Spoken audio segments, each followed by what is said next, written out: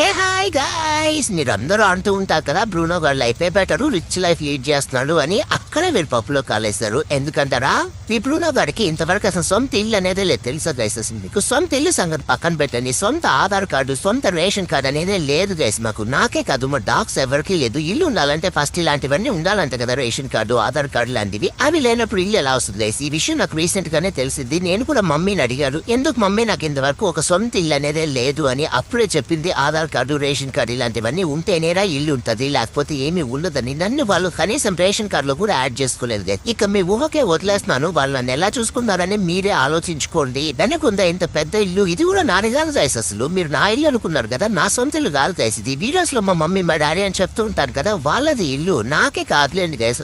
ఏ ఒక్క డాగ్ కి కూడా సొంత ఇల్లు అనేది ఉండదు తెలుసా మీకు?